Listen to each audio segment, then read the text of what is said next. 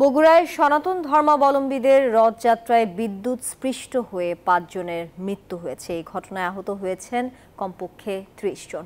আহতরা সজিমেক হাসপাতাল ও মোহাম্মদ আলী হাসপাতালে চিকিৎসাধীন রয়েছেন। এদের মধ্যে কয়েকজনের অবস্থা আশঙ্কাজনক, ফলে হতাহতের সংখ্যা আরও বাড়ার সম্ভাবনা রয়েছে। আহতদের চিকিৎসায় কোনো ঘাটতি না হওয়ার আশ্বাস দেন স্থানীয় সংসদ সদস্য, জেলা প্রশাসক ও পুলিশ সুপার। আব্দুল সালাম বাবুর তথ্যচিত্র নিয়ে দেখুন ডেস্ক রিপোর্ট।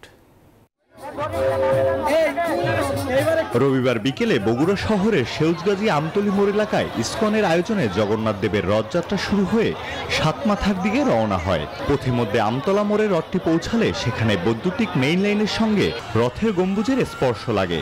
এতে রথের চূড়ায় আগুন লেগে যায় এবং প্রচণ্ড ধোঁয়ার সৃষ্টি হয়।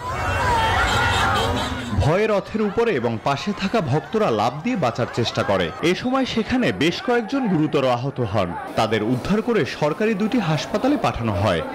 গাড়ি টানছিল, টানতে এই অবস্থা হয়ে গেছে, মানে ধরেছিল কারণ সব করে খাম হয়ে গেছে। মূল গম্বুজ বা মাস্তুল যেটাকে বলছি আমরা, সেটার সাথে বিদ্যুতের তার জড়িয়ে যায় এবং জড়িয়ে যাওয়ার ফলে সেখানে আগুন লেগে যায়। আগুন লাগার পর আমরা দেখি যে সেখানে প্রচণ্ড ধোঁয়ার সৃষ্টি হয় এবং ওই রথে যারা ছিল তারা যার যার মতো লাফ দিয়ে সেখান থেকে বাঁচার চেষ্টা করে। দুর্ঘটনার খবর শুনে বগুড়া সদর আসনের সংসদ সদস্য, জেলা প্রশাসক ও পুলিশ সুপার হাসপাতালে আহতদের দেখতে যান। আহতদের সর্বোচ্চ সুচিকিৎসার আশ্বাস দেন তারা।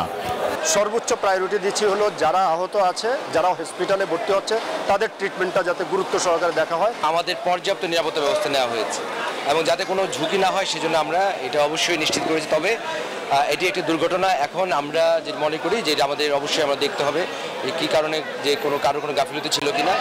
হিন্দু ধর্মাবলম্বীদের অন্যতম ধর্মীয় অনুষ্ঠান শ্রী শ্রী জগন্নাথ দেবের রথযাত্রা উৎসব শুরু হয়েছে রোববার। হিন্দু রীতি অনুযায়ী প্রতি বছর চন্দ্র আষাঢ়ের শুল্ক পক্ষের দ্বিতীয়া তিথিতে শুরু হয় জগন্নাথ দেবের রথযাত্রা।